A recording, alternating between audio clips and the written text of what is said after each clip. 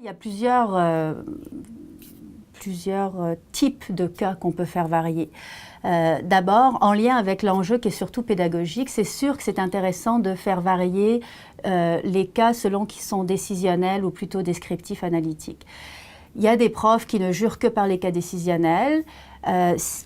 Pourquoi pas? Simplement, c'est sûr que si au bout de la 10e séance, la première question est toujours « Bon, à la place de monsieur machin, qu'est-ce que vous feriez ?»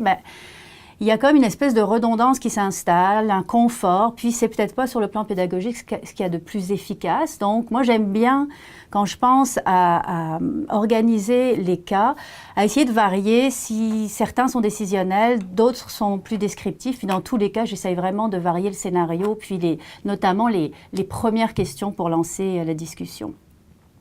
Une autre façon de varier les cas, c'est de se demander, dans le fond, est-ce que j'ai des cas qui donnent le nom des entreprises réelles dont on parle. Donc, j'ai un cas sur IBM ou sur Google ou sur Ubisoft. Et j'ai aussi des cas qui sont maquillés, c'est-à-dire on ne connaît pas le vrai nom de l'entreprise pour toutes sortes de raisons bonnes sur lesquelles je ne vais pas revenir ici. Mais là aussi, si j'ai que des cas maquillés, on perd un petit peu de la réalité avec le monde des affaires. Il faut qu'il y en ait un certain nombre où les étudiants peuvent repérer, connaissent les entreprises, puis peuvent aller faire des recherches sur Internet, puis voient bien que vraiment les cas dont on parle dans ce cours-là sont ancrés dans une réalité d'affaires actuelle. Par contre, je ne veux pas non plus n'avoir que des cas réels, pas maquillés, parce que là, il y a d'autres limites. C'est clair que si j'ai juste des cas où les entreprises sont citées, ce sera souvent des cas du type best practice qui ne seront pas du tout critiques, qui n'iront pas chercher certaines réalités. Donc, moi, j'aime bien équilibrer les deux. Avoir à la fois des cas où les entreprises sont citées, les vrais noms, et des cas qui sont maquillés. Donc, ça reste toujours des faits réels, mais on les a maquillés suffisamment pour que les entreprises ne puissent pas être identifiées.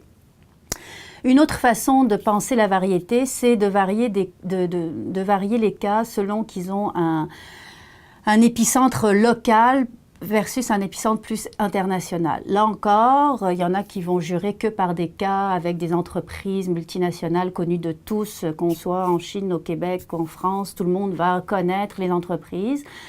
Moi, j'aime bien varier, c'est-à-dire qu'il peut très bien y avoir des cas, bon, si on est au Québec, on va probablement avoir des cas sur le milieu québécois, en notant que la problématique est générique, c'est-à-dire qu'elle a un intérêt pour des enseignants et des gestionnaires qui sont ailleurs qu'au Québec, mais le contexte peut être très local. Faire varier ça avec des contextes qui sont plus internationaux ou des entreprises qui sont plus multinationales, qui vont être connues des étudiants, quelle que soit leur origine géographique. Donc, varier un peu l'envergure locale ou internationale des cas. Une autre façon qui est moins usuelle, à laquelle on pense moins de penser la variété des cas, c'est de penser le type de gestionnaire qui est personnifié dans les cas. Alors, le plus souvent, en particulier dans des cas en stratégie ou dans des thèmes comme ça, c'est sûr que les gestionnaires dont il est question sont souvent des cadres de haut niveau, des dirigeants. Ce qui est parfait, ça a toutes sortes de bon sens puis de pertinence. En revanche, ça peut être aussi très intéressant d'avoir des cas qui mettent en scène des gestionnaires qui ne sont pas des hauts dirigeants, qui peuvent être des cadres intermédiaires, parfois même des cadres de première ligne, et parfois même...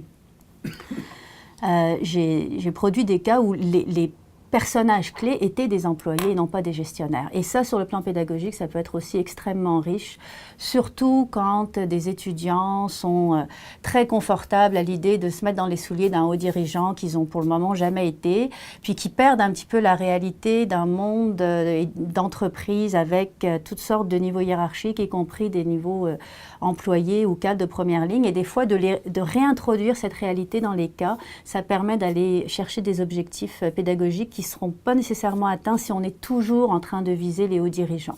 Puis il y a une espèce d'imposture parfois, surtout auprès d'étudiants qui n'ont aucune expérience, de vouloir imaginer les mettre dans les souliers d'un haut dirigeant alors qu'ils ont pour le moment une expérience très très sommaire de ce que c'est la gestion.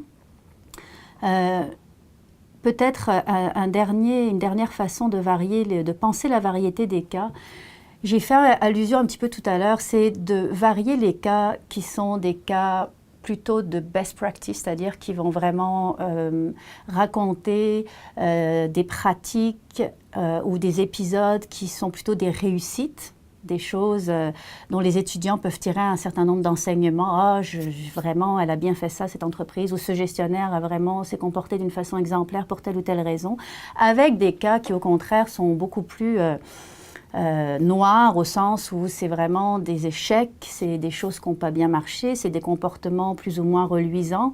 Donc, ça fait un petit peu écho à la distinction de tout à l'heure entre les cas qui nomment les entreprises et ceux qui ne les nomment pas, parce que souvent, les cas plus sombres de la gestion, il y a très peu d'entreprises qui vont se prêter à l'exercice, donc sont des cas maquillés.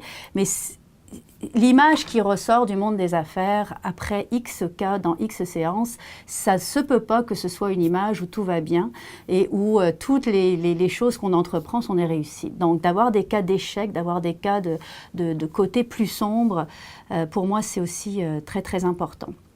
Puis évidemment, quelque chose de beaucoup plus évident, en lien avec le premier enjeu dont je parlais, qui est d'essayer de faire dégager une image assez réaliste du monde des affaires, c'est vraiment de varier les secteurs d'activité. En particulier, c'est sûr que la tendance peut être assez forte d'aller chercher des cas sur des secteurs très vraiment les secteurs dont tout le monde parle, qui sont un peu les fers de lance de l'économie d'aujourd'hui. Il ne faut pas oublier que quand même l'économie d'aujourd'hui repose encore sur des secteurs très traditionnels. Alors, ça peut quand même être assez salutaire d'un point de vue pédagogique de rappeler aux étudiants qu'il y a encore des fabriques, il y a encore des usines, il y a encore du travail à la chaîne, il y a encore de la production pure et dure d'un certain nombre de biens et services. Donc, de varier les secteurs, c'est vraiment intéressant.